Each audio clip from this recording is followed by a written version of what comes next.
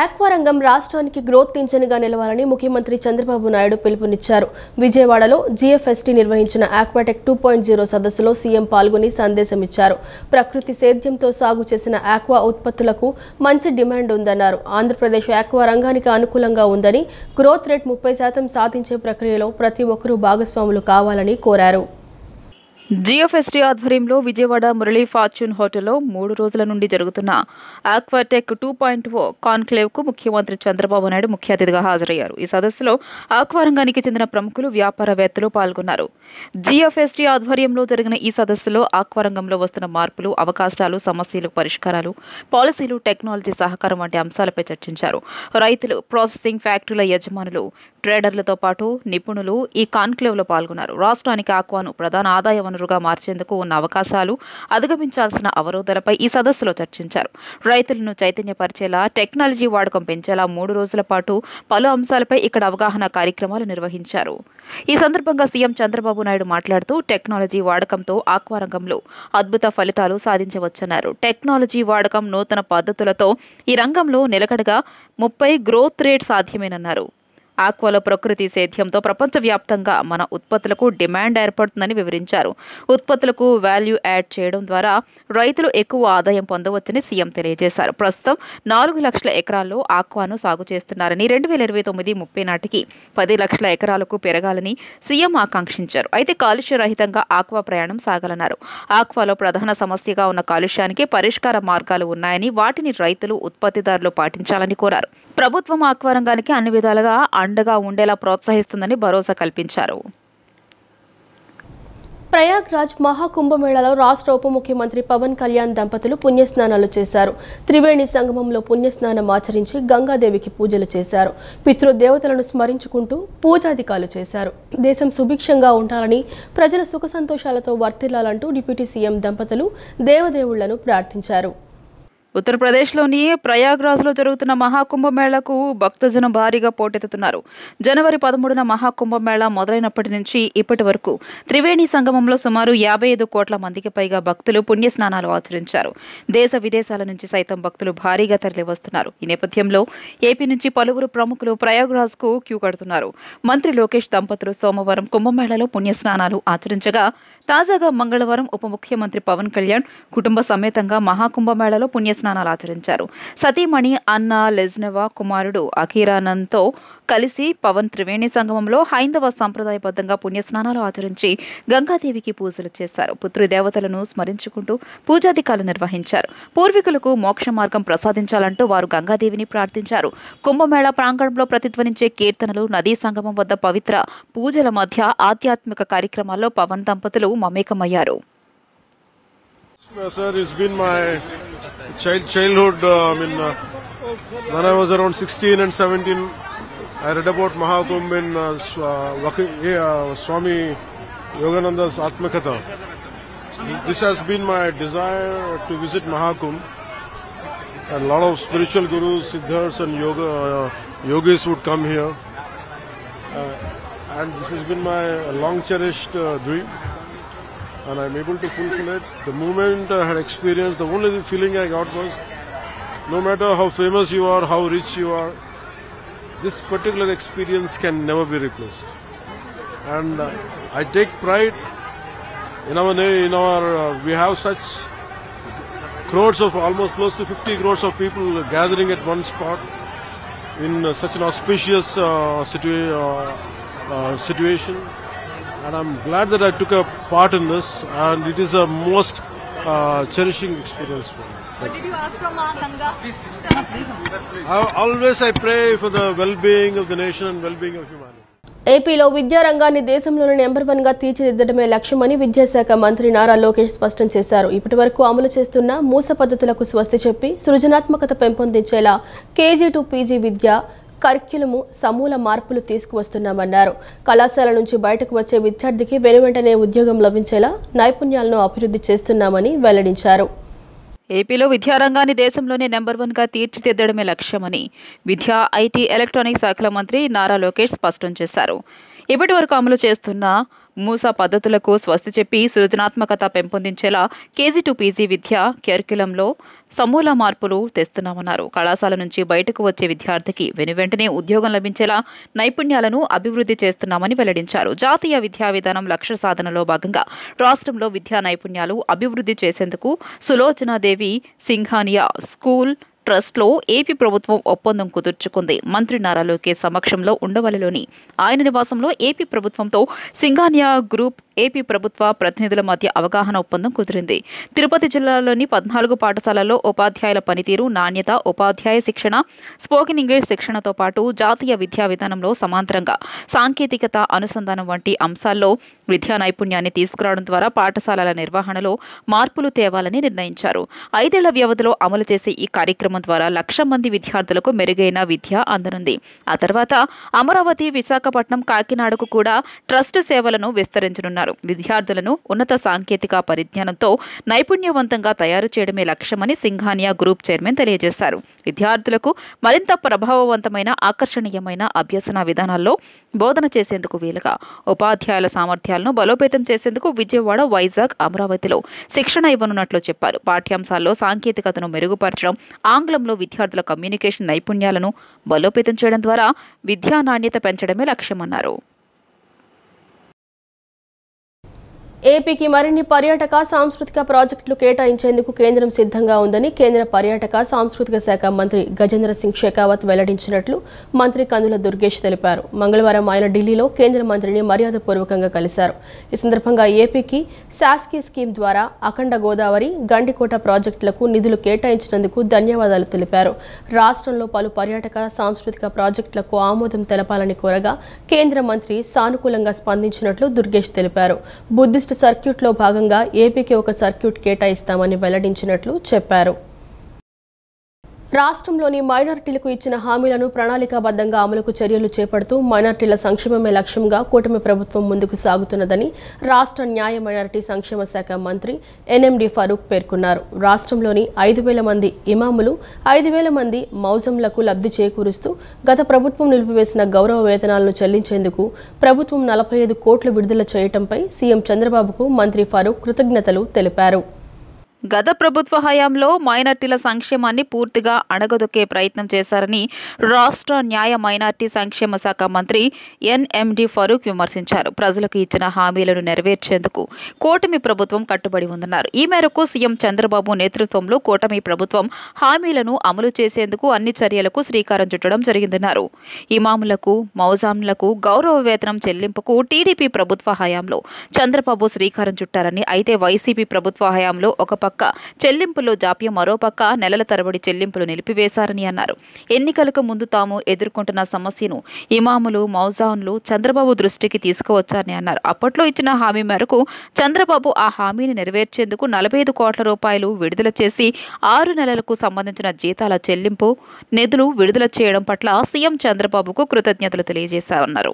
రాష్ట్రంలో రంజాన్ ఏర్పాట్లకు సంబంధించి కూడా ఉపవాస రోజుల్లో మసీదులు, దర్గాలు, ఈద్గాలలో అన్ని ఏర్పాట్లు చేసేందుకు ప్రభుత్వం అన్ని ప్రభుత్వ శాఖలకు ఇప్పటికే ఆదేశించినట్లు మంత్రి ఫరూక్ పేర్కొన్నారు. యనమల కుదురులో వేంచేసిన శ్రీ పార్వతీ సమేత శ్రీ రామలింగేశ్వర స్వామి ఆలయంలో ఈ నెల 25వ తేదీ నుంచి జరగనున్న మహాశివరాత్రి బ్రహ్మోత్సవాలకు పటిష్ట ఏర్పాట్లు చేస్తున్నారు. శివరాత్రి సందర్భంగా 26న స్వామిని అధిక సంఖ్యలో భక్తులు దర్శించుకుంటారని, ప్రభోత్సవంలో అవాంఛనీయ ఘటనలు జరగకుండా జాగ్రత్తలు తీసుకుంటామని ఈవో భవాని తెలిపారు. అన్ని శాఖల సమన్వయంతో ఉత్సవాలను జయప్రదం చేస్తామని వివరించారు. మహాశివరాత్రి ఉత్సవాలకు శ్రీ రామలింగేశ్వర ఆలయం సిద్ధమైంది. ఈ నెల 25వ తేదీ నుంచి ఉత్సవాలు ప్రారంభం అవుతుండగా 3 రోజుల పాటు కన్నుల పండుగగా నిర్వహించనున్నారు. ఆలయాన్ని రంగులు, విద్యుత్ దీపాలంకరణతో తీర్చిదిద్దుతున్నారు. ఈ నెల 25న స్వామి అమ్మవార్లను పెండ్లి కుమారుడు, పెళ్లి కుమార్తెగా చేయనున్నారు. రాత్రి 9 గంటలకు విఘ్నేశ్వర పూజ, పుణ్యాహవచనం, దీక్షాధారణ, అఖండ స్థాపన, అంకురారోపణ, మండపారాధన, అగ్ని ప్రతిష్ఠ, ధ్వజారోహణ, బలిహరణ పూజలు చేయనున్నారు.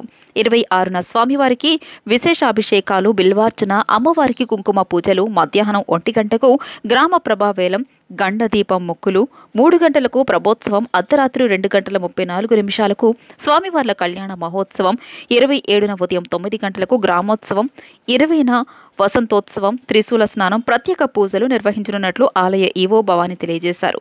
కాగా ఉత్సవంలో కీలకమైన ప్రభోత్సవం ప్రధాన ఆకర్షణ కానుంది.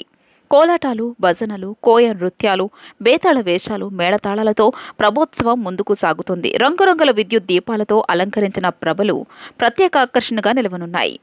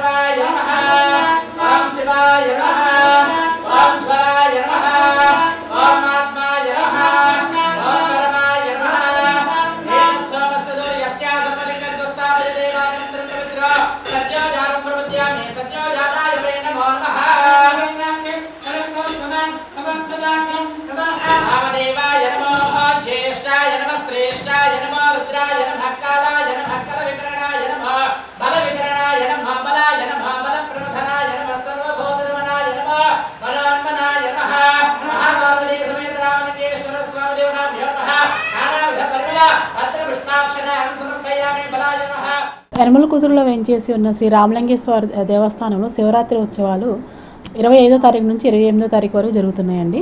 దానికి సంబంధించిన ఏర్పాట్లు అన్నీ కూడా అరేంజ్ చేయడం జరుగుతుంది. పబ్లిక్ ఎటువంటి ఇబ్బంది లేకుండా క్యూ లైన్స్ కానీ, వాళ్ళకి క్యూ లైన్స్లో ఇబ్బంది పడకుండా వాటర్ మిల్క్స్ కానీ, వాటర్ ప్యాకెట్స్ కానీ అన్ని ఫెసిలిటీస్ అరేంజ్ చేయడం జరుగుతుందండి. ఇప్పుడు క్యూ లైన్స్ స్టార్ట్ చేయడము, ప్లస్ ఎలక్ట్రికల్ డెకరేషన్స్ కానీ అన్ని ఏర్పాట్లు పబ్లిక్ ఎటువంటి ఇబ్బంది లేకుండా చలువ పందిళ్ళు అన్ని ఏర్పాటు జరుగుతుందండి. ఈ యనమలకుదురు శివాలయంలో శివరాత్రి రోజు మెయిన్ వచ్చేసి స్వామివారి ఉత్సవాలే కాకుండా కింద గ్రామ ప్రభలు కూడా జరుగుతాయండి. దానికి సంబంధించి కోఆర్డినేషన్ మీటింగ్ కూడా జరిగినది. పోలీస్ వారి సహకారంతో, అన్ని డిపార్ట్మెంట్ వారి సహకారంతో వాటికి కూడా ఎటువంటి ఇబ్బంది లేకుండా, వచ్చే భక్తులకి చూడడానికి, తిరునాళ్ళ సందర్భంగా చూడడానికి ఇబ్బంది లేకుండా అన్ని ఏర్పాట్లు చేయడం జరిగిందండి. పిల్ల సైకో వంశీని పరామర్శించేందుకు పెద్ద సైకో వచ్చాడని టీడీపీ నేత బుద్ధ వెంకన్న విమర్శించారు. ఒక పథకం ప్రకారం కిరాయి మూకలను తీసుకుని విజయవాడ వచ్చారని, పోలీసులు ముందే పసిగట్టి ఎక్కడికక్కడ నివారించారని తెలిపారు. పోలీసులు ఎక్కడున్నా వారి బట్టలు ఊడదీస్తారని చేసిన వ్యాఖ్యలు జగన్ నైజాన్ని మరోసారి బయటపెట్టాయన్నారు. వన్ టౌన్లోని తన కార్యాలయంలో టీడీపీ నేత బుద్ధ వెంకన్న విలేకరుల సమావేశం నిర్వహించారు. సమావేశంలో ఆయన మాట్లాడుతూ వంశీని కలిసిన తర్వాత జగన్ పని అయిపోయిందన్నారు. కొడాలి నాని, వల్లభనేని వంశీమోహన్, దేవినేని అవినాష్ అంటే చంద్రబాబుకు అసూయ అంటూ జగన్ చేసిన వ్యాఖ్యలు చూసి వంశీ సతీమణి అక్కడే నవ్వుకుంటున్నారన్నారు. అధికారంలో ఉండగా తొడలు కొట్టి మేసం తిప్పి జబ్బలు తెరిచారన్నారు. కొడాలి నాని నిన్న జగన్తో వచ్చి మళ్లీ అప్పుడే వెళ్లిపోయాడని సవాళ్లు చేసిన కొడాలి నానికి ఎందుకంత భయమని ప్రశ్నించారు. వంశీ, నానీలను నిజంగా లోపల వేయాలంటే నెలలోనే జైలుకు పంపేవాళ్లమన్నారు. విజయవాడలో బీభత్సం సృష్టించాలని జగన్ ఆలోచన చేశారని దుయ్యబట్టారు. చంద్రబాబుపై విమర్శలు చేసిన జగన్కు వంశీ వ్యాఖ్యలు గుర్తురాలేదా అని ప్రశ్నించారు. వంశీ, కొడాలి నాని, అవినాష్ల దాడులు, బూతులను జగన్ సమర్థించాడు అని మండిపడ్డారు. రాష్ట్రం మొత్తం ఉన్నటువంటి రౌడీలందరినీ కూడా విజయవాడ నగరంలో దించాడు. మీరు చూశారు కదా చంద్రబాబు నాయుడు. ఎందుకు ఇప్పుడు ఇదే జగన్మోహన్ రెడ్డి పిన్నెల రామకృష్ణారెడ్డి దగ్గరికి వెళ్ళి పరామర్శించాడు. అప్పుడు ఎడవాడు చేశారు. అక్కడ నిన్న ఎందుకు చేశారు? విజయవాడ కేంద్రంగా తీసుకున్నారు. వాళ్ళు విజయవాడని ఒక కేంద్రంగా తీసుకొని అల్లర్లు సృష్టించడానికి నిన్న ప్లాన్ పథకం. మీడియా మిత్రులు కూడా అక్కడికి వెళ్ళి ఉంటారు, చూస్తుంటారు. ఎప్పుడూ లేదు అంత అలజడి. ఒక అలజడి సృష్టించడానికి నిన్న వంశీని పరామర్శించడంలో ప్లాన్ అది. వీళ్ళందరిని వేసుకొని వెళ్ళి ఎవరైతే జగన్మోహన్ రెడ్డి పక్కన ఉన్నారో నిన్న వాళ్ళందరి మీద కూడా కేసులు ఉన్నాయి. వాళ్ళందరూ కూడా ఈ 10 రోజులు వంశీ వెళ్ళినప్పటి నుంచి ఎక్కడ కనబడాల. నిన్న జగన్మోహన్ రెడ్డి వెనకాతలు ఉన్నారు. స్కూల్ పిల్లల్లా చూడండి మీరు. స్కూల్ పిల్లలు కనబడినట్టు కనిపించారు నిన్న. కాబట్టి జగన్మోహన్ రెడ్డి నీకు ఒకటే గుర్తుపెట్టుకో, నీ ఆటలు సాగో. చంద్రబాబు నాయుడు గారు ముఖ్యమంత్రిగా ఉన్నంతసేపు విజయవాడలో లా అండ్ ఆర్డర్ అనే దాన్ని అదుపు తప్పిద్దామని నువ్వు అనుకోవడం ఏదేవి. వాళ్ళ నాన్న చెన్నారెడ్డి ముఖ్యమంత్రిగా ఉన్నప్పుడు హిందూ ముస్లిం గొడవలు జరిగింది కదా చెన్నారెడ్డిని దించడానికి. సేమ్ నిన్న అదే ప్లాన్ రిపీట్. ఇది మీరు ప్రజల్లో తీసుకెళ్ళాలి. ఇవాళ చంద్రబాబు నాయుడు గారు వచ్చిన తర్వాత హ్యాపీగా బతుకుతున్నారు. స్థలాలు ఉన్నవాళ్ళు, పొలాలు ఉన్నవాళ్ళు, లేదా ఆస్తులు ఉన్నవాళ్ళు, అంతస్తులు ఉన్నవాళ్ళు, కార్మికులు, కర్షకులు అందరూ హ్యాపీగా 100-200 జేబులో పెట్టుకుని హ్యాపీగా పడుకుంటున్నారు వాళ్ళు కూడా. ఎందుకంటే ఎవరో జేబు కొట్టడరా బాబా అని. మళ్ళీ వీళ్ళందరూ తీసుకొచ్చి నువ్వు విజయవాడని గందరగోళం చేద్దాం అనుకుంటాం. నువ్వు ఇలాంటి పనులు మానుకో. జగన్మోహన్ రెడ్డిని హెచ్చరిస్తున్నాం. ఉయ్యూరు వీరమ్మ తల్లి సిడిబండి ఉత్సవం కన్నుల పండువగా జరిగింది. వేలాది మంది భక్తులు సిడిబండి ఉత్సవంలో పాల్గొన్నారు.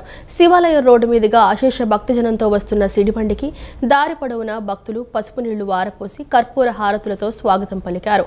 పెళ్లికొడుకును సిడిబండికి కట్టిన వెదురు బుట్టలో కూర్చోబెట్టి పెళ్లికొడుకు పైకి భక్తులు అరటికాయలు విసిరారు.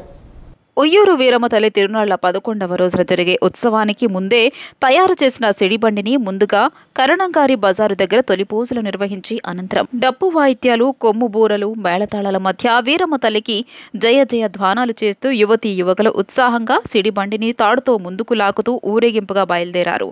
శివాలయం రోడ్డు మీదుగా అశేష భక్తజనంతో వస్తున్న సిడిబండికి దారి పొడవునా భక్తులు పసుపు నీళ్లు వారపోసి కర్పూర హారతులతో స్వాగతం పలికారు. గుమ్మడికాయలను ఉట్టితో తెచ్చి సిడిబండికి కట్టడం వల్ల కుటుంబానికి అమ్మవారి దయతో మంచి జరుగుతుందని సిడిబండికి ఎదురు వచ్చి గుమ్మడికాయలు సమర్పించారు. ఆ గుమ్మడికాయను తమ ఇంటి గుమ్మానికి కడితే దుష్ట శక్తులు గడప దాటి రావు అని భక్తుల విశ్వాసం. భక్తుల ఊరేగింపులో సిడిబండి ప్రధాన ఆలయానికి చేరుకుంది. అక్కడకు చేరుకున్న పెళ్లి కొడుకును సిడిబండికి కట్టిన వెదురు బుట్టలో కూర్చోబెట్టి పెళ్లికొడుకుపైకి భక్తులు అరటికాయలు విసరడం ఆనవాయితీ. సిడిబండి బుట్టలో పడిన అరటిపండు తమకు దొరికితే సంతానం లేని మహిళలకు అమ్మవారి దయతో సంతానం కలుగుతుందని కొందరి భక్తుల నమ్మకం. ఆ అరటి పండ్లను దొరికిపుచ్చుకునేందుకు కూడా భక్తులు పోటీ పడతారు. గుడి ప్రదక్షిణల అనంతరం సిడిబండిని ఆలయ ప్రాంగణంలో నిలిపి ఉంచుతారు. ఈ ఉత్సవంలో పెద్ద ఎత్తున భక్తులు పాల్గొనడంతో ఎలాంటి అవాంఛనీయ సంఘటనలు జరగకుండా పోలీస్ శాఖ అన్ని భద్రతా ఏర్పాట్లు తీసుకుంది.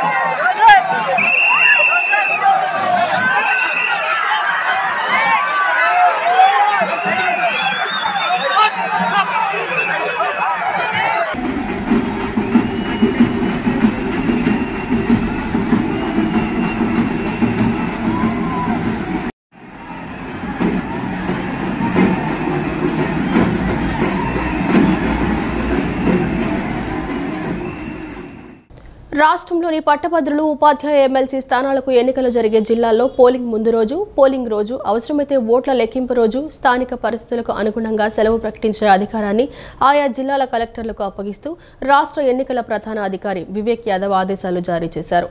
మంగళవారం ఈ మేరకు ఆయన ఉత్తర్వులు జారీ చేశారు. రాష్ట్రంలో ఈ నెల 27న 2 గ్రాడ్యుయేట్, 1 ఉపాధ్యాయ ఎమ్మెల్సీ స్థానానికి ఎన్నికలు జరగనున్నాయి. రాష్ట్రంలోని 16 జిల్లాల్లో 27న పోలింగ్ జరగనుంది. ఓట్ల లెక్కింపు మార్చి 3న జరుగుతుంది. ఈ వార్తలు ఇంతటితో సమాప్తం. మరో బులెటిన్తో మళ్ళీ కలుసుకుందాం. అంతవరకు సెలవు. నమస్కారం.